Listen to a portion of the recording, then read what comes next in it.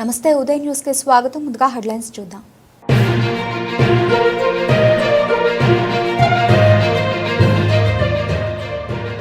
ముస్లిం వక్ఫ్ board స్థలాల్లో వేసిన గుడిసెలను తొలగించిన కమిషనర్ నారాయణ రెడ్డి, ప్రభుత్వ స్థలాల్లో అక్రమ నిర్మాణాలు సహించబోమని హెచ్చరికలు జారీ.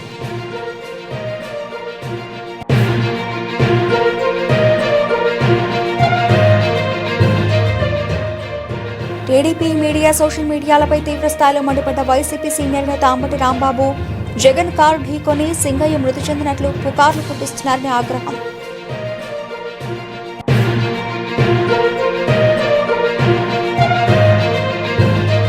గద్దవాడ రైతు సేవా కేంద్రంలో 6 మండలాల నర్సరీ యజమానులకు ఒకరోజు శిక్షణ కార్యక్రమం. పాల్గొని పలు సూచనలు చేసిన ఉద్యానవన విశ్వవిద్యాలయ శాస్త్రవేత్త ఎం రవీంద్రబాబు, జిల్లా ఉద్యానవన శాఖ అధికారి వై గోపీచంద్.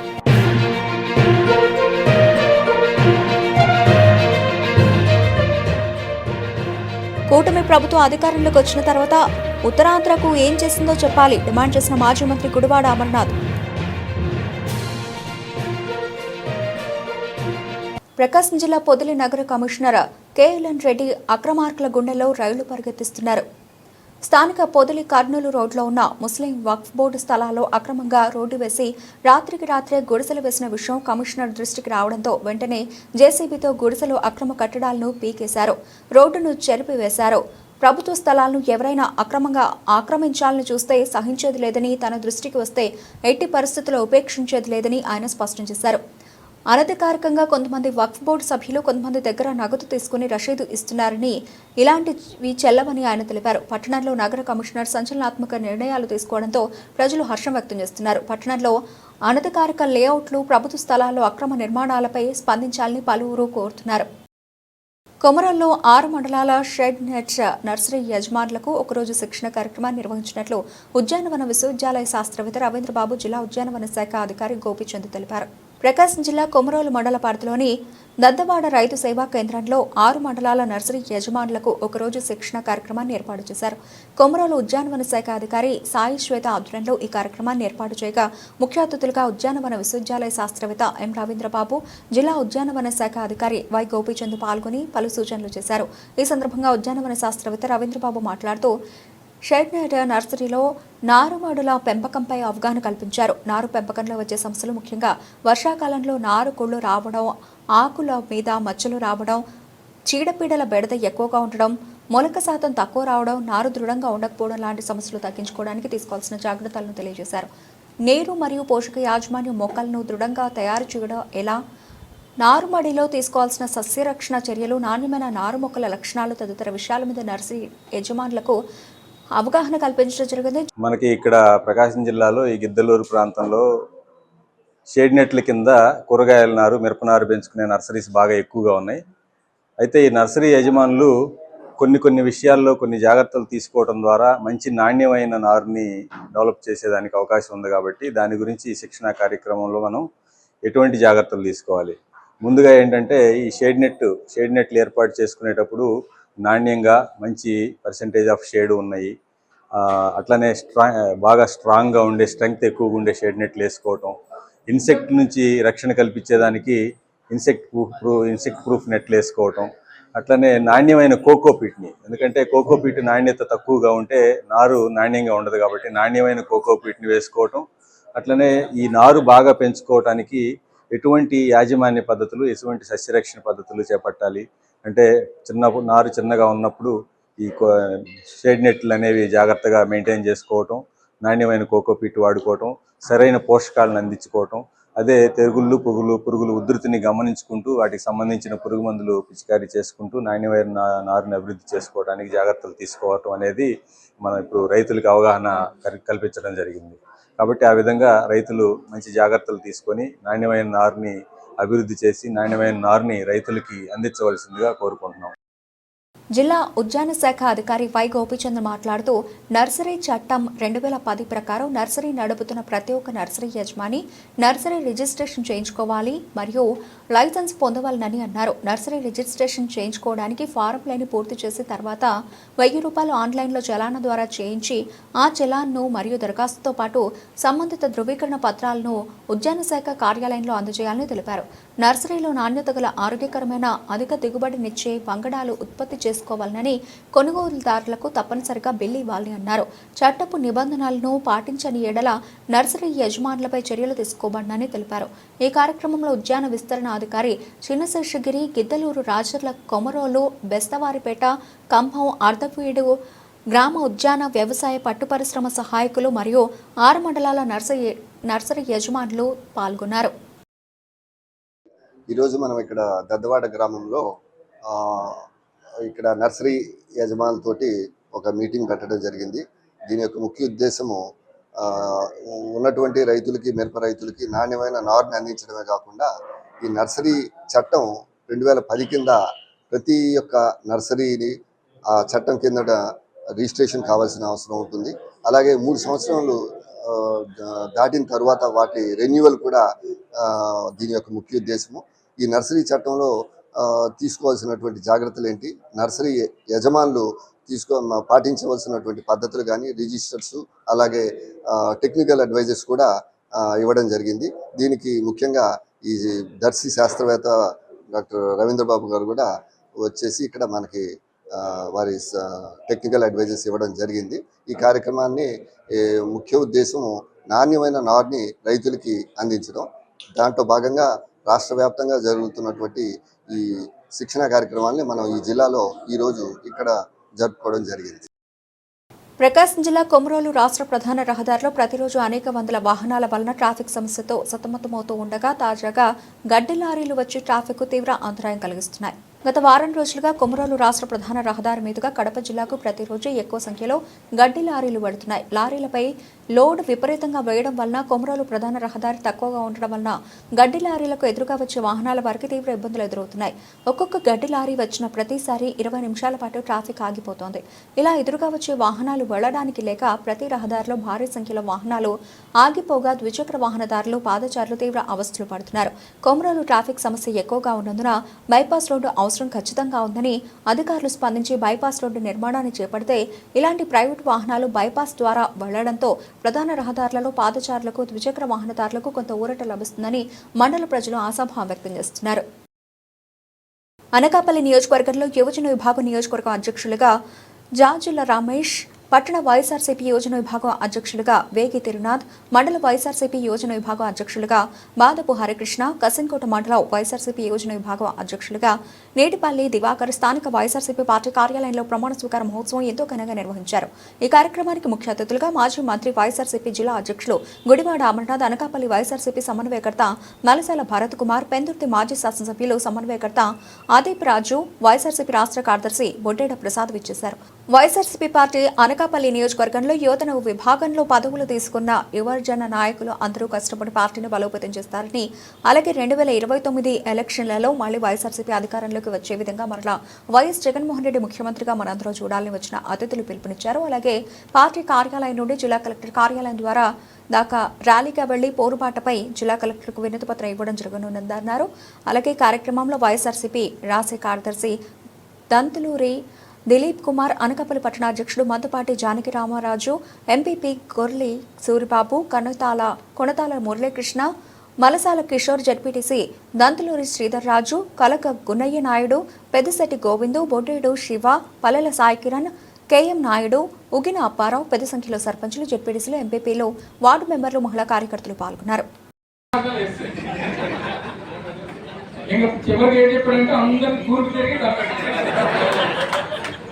అదే చేశాడు.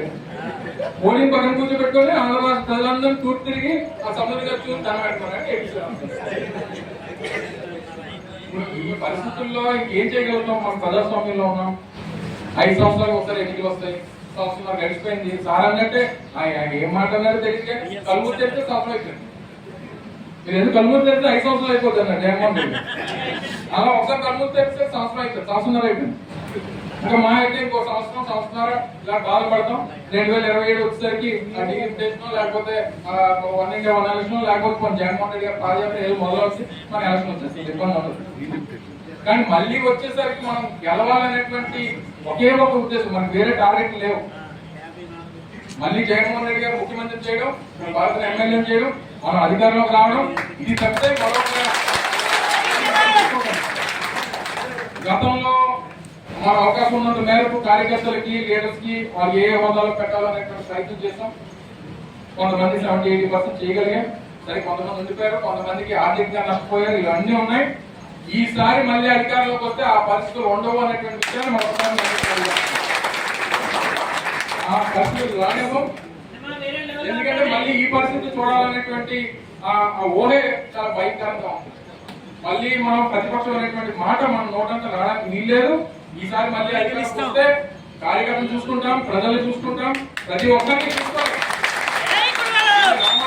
జగన్మోహన్ రెడ్డి గారి మాటగా అనేక సందర్భాల్లో ప్రతి వేదిక మీద చెప్తా ఉన్నారు. దాని ప్రకారమే పార్టీ నాయకత్వం అంతా కూడా వ్యవహరిస్తుంది, ఆ రకంగా చూసుకుంటది. ప్రజలు, ప్రాంతం, పార్టీ అన్ని కూడా సరిసమానంగా రేపు మళ్ళీ అధికారంలోకి వచ్చిన చూసుకునేటువంటి బాధ్యత పార్టీ తీసుకుంటుంది అనేటువంటి విషయాన్ని మరొకసారి మీ అందరికీ ఈ సందర్భంగా తెలియజేసుకుంటూ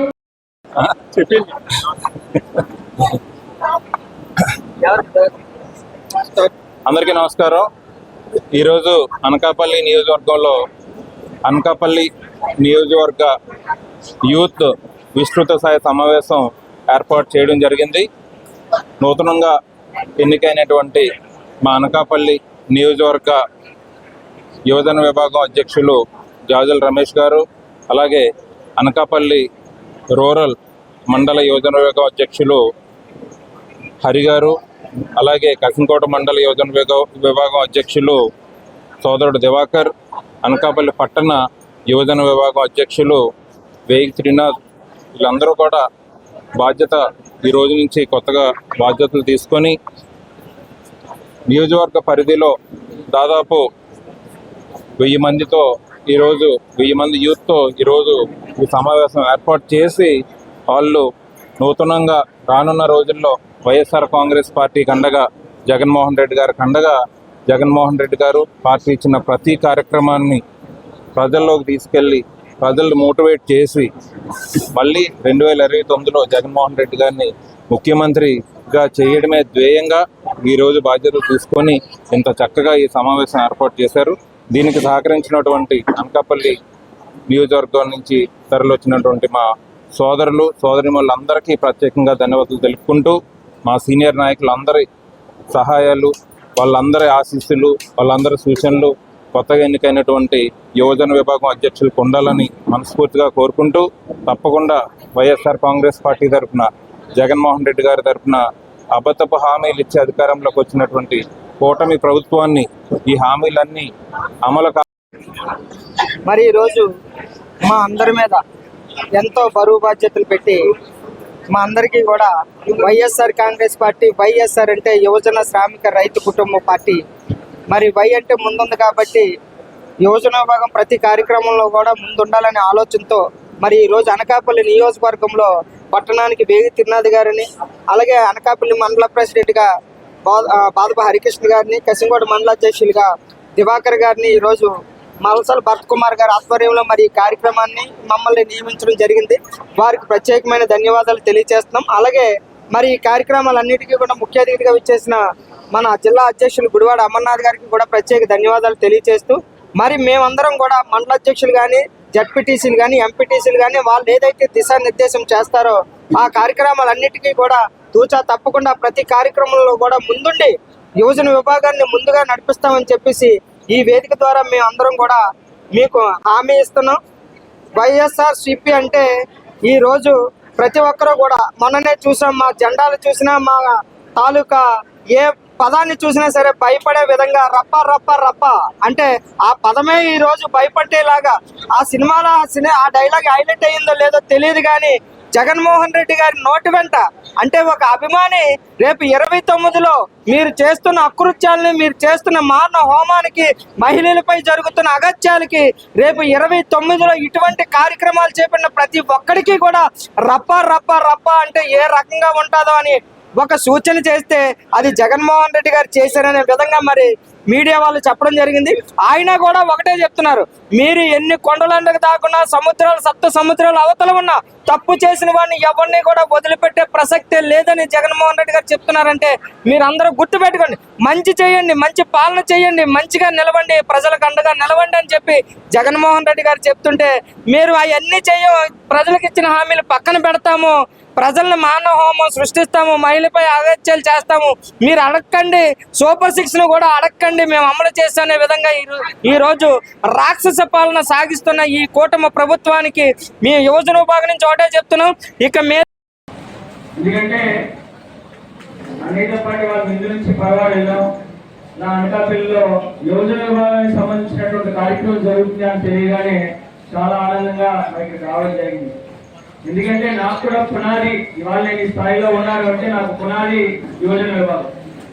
ఆ రోజు 2007లో వాళ్ళ జిల్లా యువజన విభాగం అధ్యక్షుడిగా ఆ రోజు నేను బాధ్యతలు నిర్వహించిన తర్వాత వైఎస్ఆర్ కాంగ్రెస్ పార్టీలో కూడా యువజన విభాగం అధ్యక్షుడిగా ఉండడం వల్లే నాకు గుర్తింపు గౌరవం వచ్చి అక్కడి నుంచి జగన్మోహన్ రెడ్డి గారి వల్ల వాళ్ళ ఈ స్థాయిలో నిలబడ్డారు. ఒకప్పుడు పరిస్థితులు వేరు.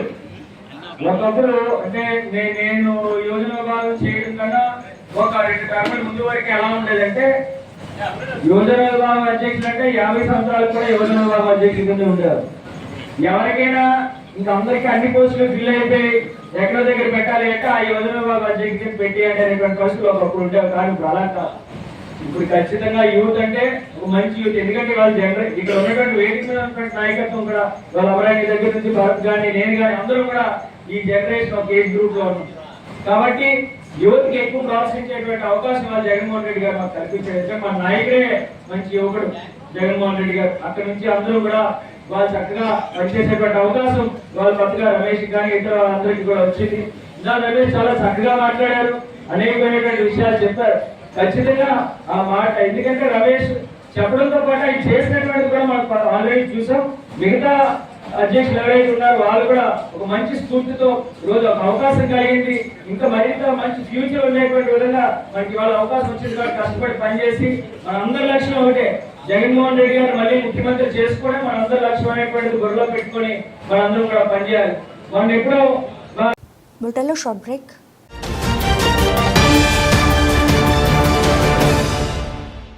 సిటీ కేబుల్ వారి బంపర్ ఆఫర్, ఇంటర్నెట్ తో పాటు cable TV combo offer. 40 Mbps unlimited internet తో పాటు అన్ని తెలుగు ప్యాకేజీలతో 350కి పైగా ఛానల్స్ తో మీ కేబుల్ టీవీ కేవలం 630 రూపాయలకే. ఈ సదవకాశం మార్కాపురం పట్టణవాసులకు మాత్రమే. వివరాలకు సంప్రదించండి శ్రీ ఉదయ్ సాట్ విజన్ మరియు ఆర్ఆర్ కేబుల్, నెహ్రూ బజార్, Markapuram. Cell 9505084077. Back to news.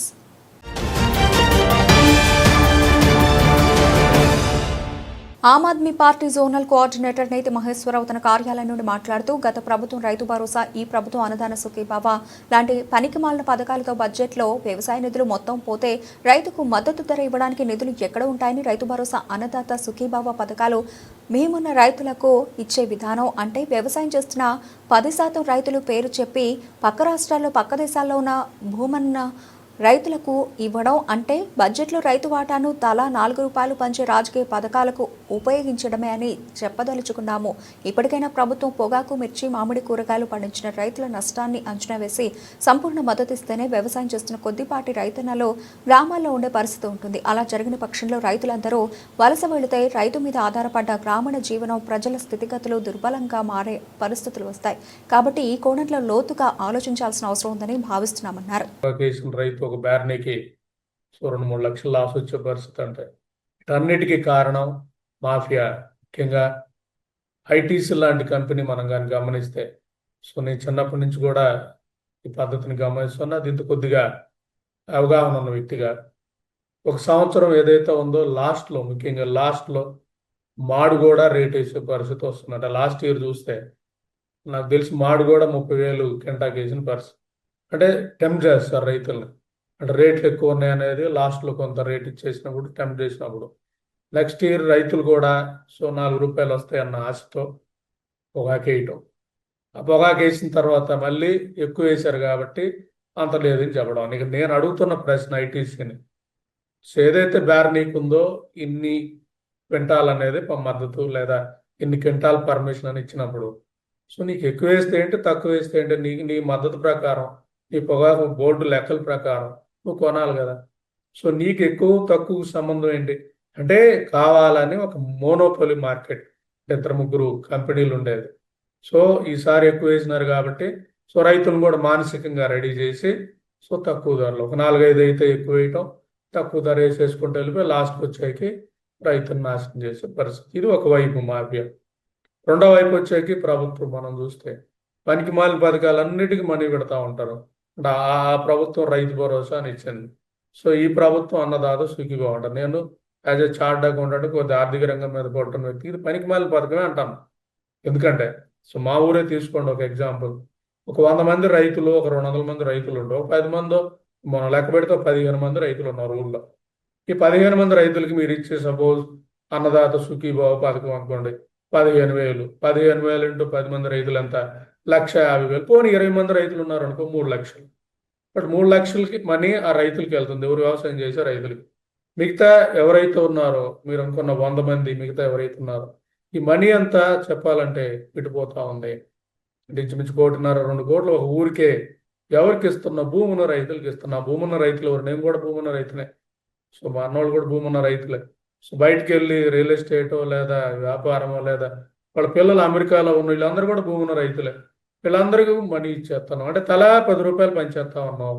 ఇక్కడ బడ్జెట్, వ్యవసాయ బడ్జెట్ మొత్తం కూడా దానికి పెట్టేసినప్పుడు సో రైతు మద్దతు ధర ఇవ్వడానికి 500 కోట్లు కూడా లేని పరిస్థితి. ఇది ఒక అరాచక విధానం కదా. రైతు మద్దతుగా 600 కోట్లు మీరు పెట్టగలిగితే ఈ ఎకరాకి ఏదైతే ఒక బ్యారనీకి 2-3 లక్షలు వచ్చిందంటే మొత్తం రైతును భర్తీ చేసే పరిస్థితి ఉంది. అలాగే మిర్చి రైతుకు వచ్చిన లాస్ని భర్తీ చేసే పరిస్థితి ఉంది.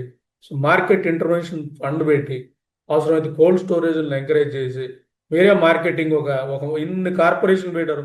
ఒక కార్పొరేషన్ పెట్టిన మార్కెటింగ్కి ఆ కార్పొరేషన్ ఏం పండించాలి, ఎలా పండించాలి, ఒకవేళ ఏదైనా ఎక్సెస్ పండించిన దాన్ని ఎలా సో స్టోర్ చేసి ఎలా ప్రాసెస్ చేసి సో అమ్మాలి, లేదా నష్టం వస్తే ఎలా భరాయించాలి, ఇవన్నీ కూడా మరి కానీ స్టేబుల్ చేయగలిగి వ్యవసాయాన్ని రైతు లాభ సైడ్ చేయగలిగి అట్లీస్ట్ లాస్ రాకుండా ఆయన చేసిన పరిస్థితి ఉంటాయి.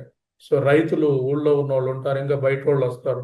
వాళ్ళ మీద ఆధారపడే గ్రామాలు, గ్రామీణ జీవన విధానం, గ్రామీణ ఉపాధి పెరుగుతూ ఉంటుంది. ఇది కదా అభివృద్ధి.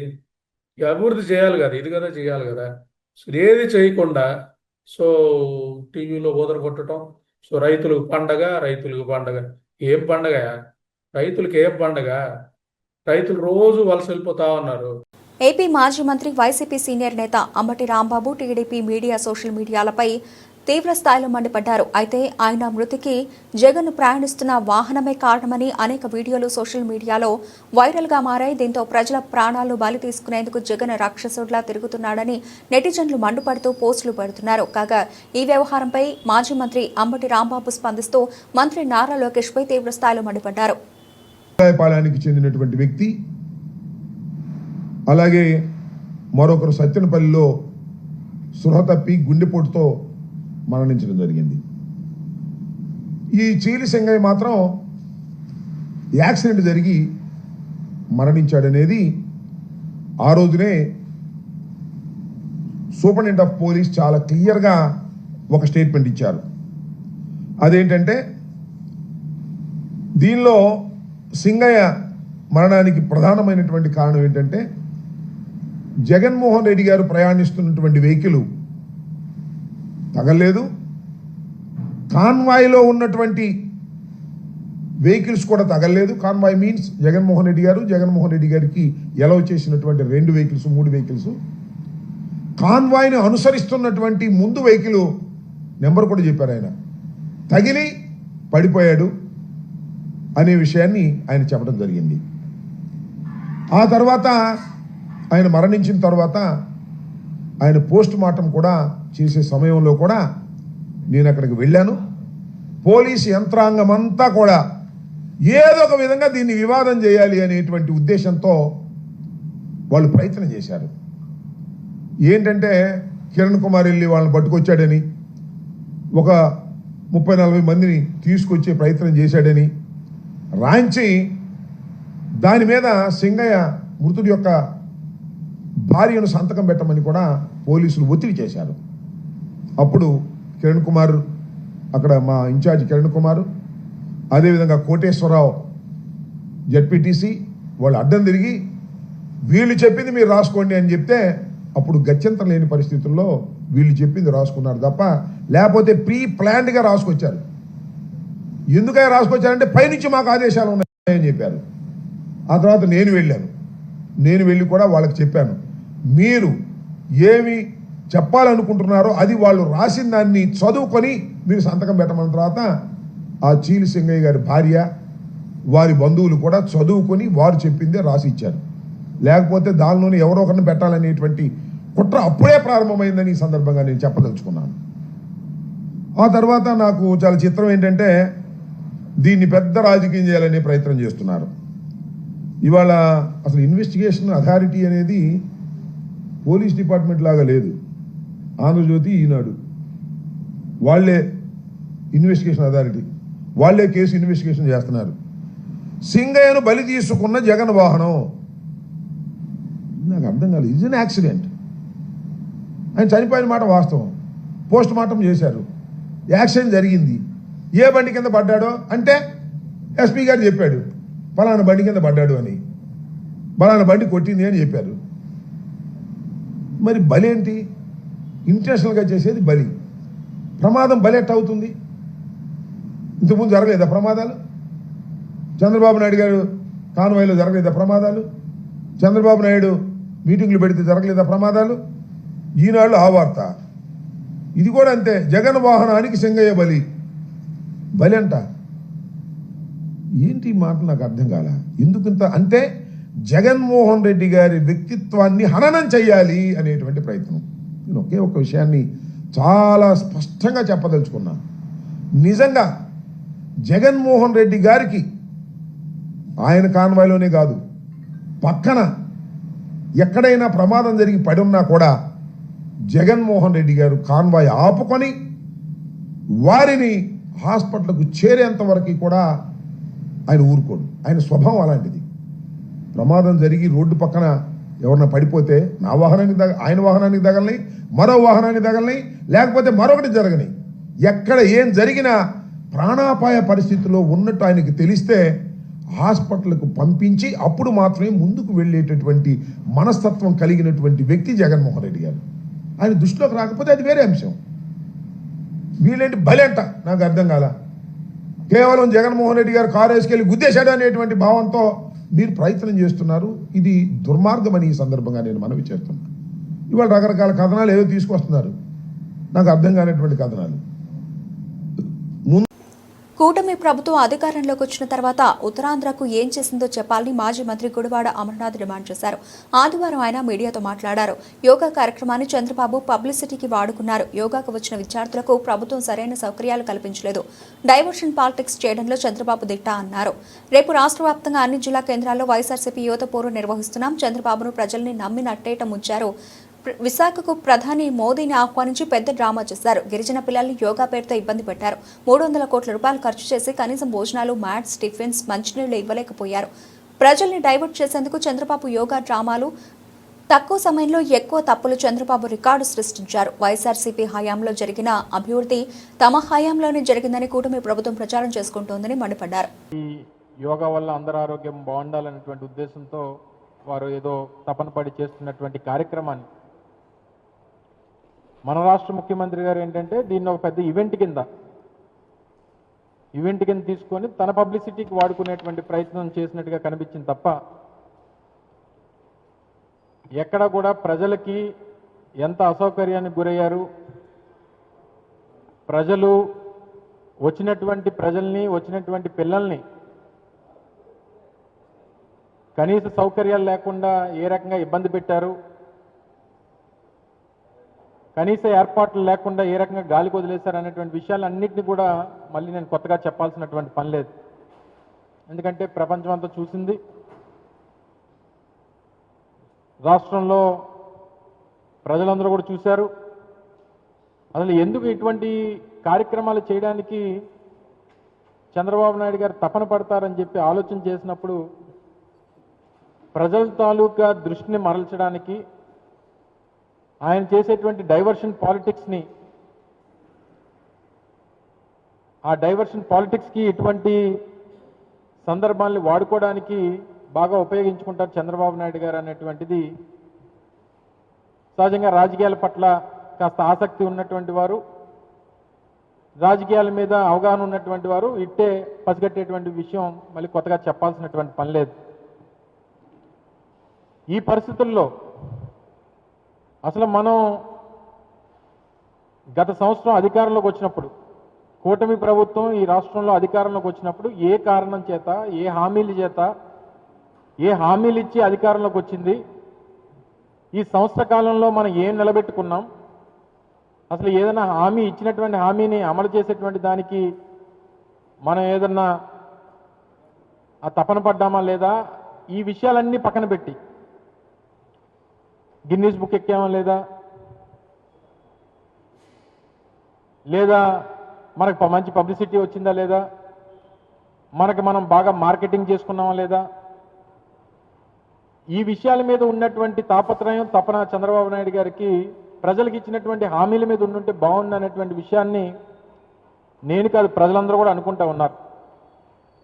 సూపర్ 6 అన్నారు, ప్రధానమైనటువంటి హామీలు ఇచ్చారు, ఇచ్చినటువంటి ఏ హామీ పూర్తిగా నిలబెట్టుకునేటువంటి పరిస్థితి లేదు. ఇచ్చేటువంటి ఆ తల్లికి వందనం కూడా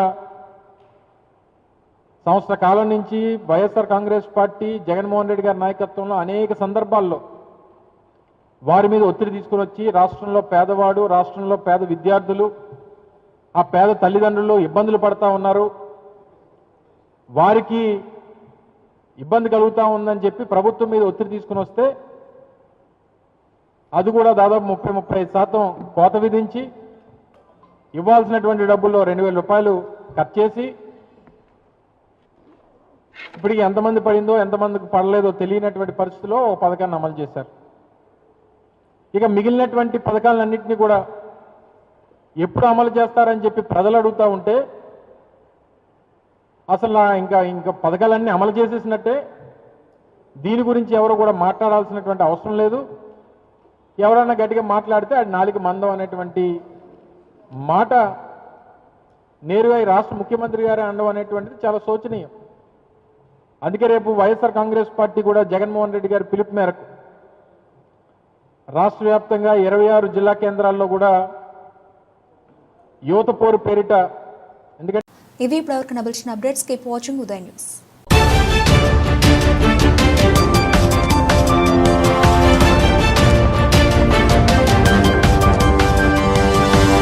Thank you.